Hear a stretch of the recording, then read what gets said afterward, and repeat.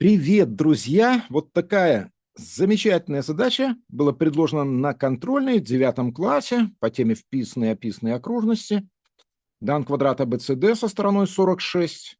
В него вписана окружность, а к ней проведен отрезок МК касательный, равный 20.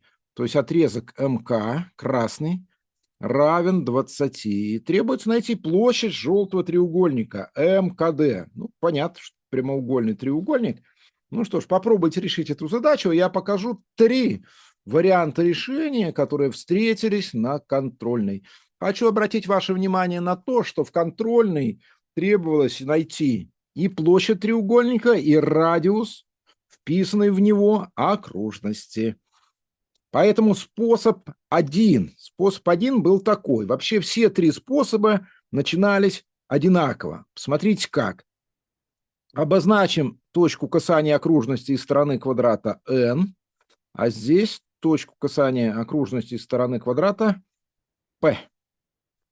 Точку касания МК и окружности обозначим F. Ну и, собственно говоря, мы уже много раз говорили о том, что отрезки касательных, проведенных из точки К, равны между собой. КФ и КП равны. Вот так. И МФ и МН тоже равны между собой. 2 черточки поставлю здесь, 2 здесь. Что это нам дает? Что вот можно получить периметр треугольника, развернув ФК так, что этот отрезок совпадет с КП. А развернув отрезок МФ так, что он совпадет с отрезком МН, мы получим, что периметр треугольника будет равен длинам 2 отрезков касательных, ДН и ДП. Первый шаг у всех был способов одинаковый. Периметр треугольника МКД был равен ДН плюс ДП. Это же половинки стороны квадрата. То есть 46 равен этот периметр. Ну и все. А дальше все рассматривали треугольник. Прямоугольный МКД, у которого периметр 46, большой, 46, а С гипотенуза 20. И вот требовалось найти далее площадь и радиус, вписанные в него окружности. И вот здесь уже пошли 3 способа.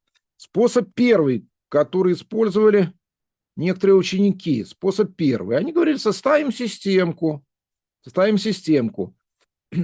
Периметр А плюс Б плюс С, А плюс Б плюс С равен 46. Ну и А в квадрате плюс Б в квадрате равно С в квадрате.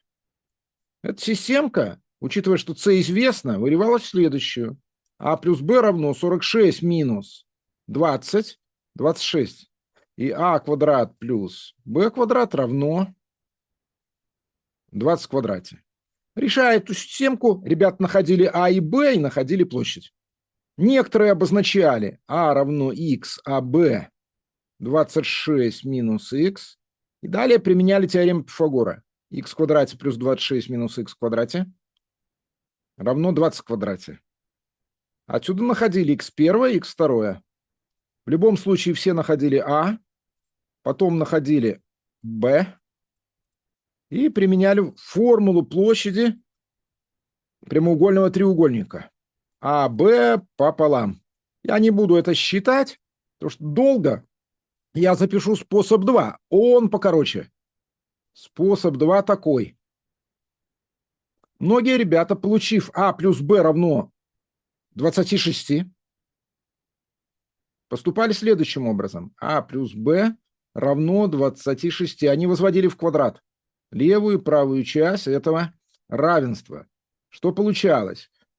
А в квадрате плюс 2АБ плюс Б в квадрате равно 26 в квадрате. Дальше А квадрат плюс Б квадрат – это же С квадрат, правильно? То есть 20 в квадрате. 20 в квадрате. Тогда получается, что 2АБ было равно 26 в квадрате минус 20 в квадрате. При помощи формулы разности квадратов получали 26 минус 26 и 26 плюс 20 – 46. Делили на 2, получали 3 на 46. Потом делили еще раз на 2, получали 3 на 23 – 69. Это и была искомая площадь треугольника. Вот такой был ответ у некоторых ребят. Ну и способ номер 3. Способ номер 3, ну, вообще говоря, похожий на второй. Использовали формулу площади P на R. P на R. Периметр нам известен 46, значит, полупериметр будет 23. Осталось найти R малое. Но R малое по формуле радиуса описной окружности для прямоугольного треугольника А плюс Б минус С. Ну, А плюс Б у нас 26, правильно? Поэтому мы получаем 26 минус С, которая 20, делить пополам 3. 3. Ну и тогда, используя формулу, которую мы написали, вот так решило два ученика. P 23 умножить на R. 3, 69. Ответ 69, задача решена. Напишите, как вы решаете или решали эту задачу. Вот, 69. И задача наша, наконец, решена. И как бы вы оценили эти решения? И какой бы способ предпочли? Всем спасибо. До новых встреч. Всего хорошего. С вами был Валерий Казаков. Пока.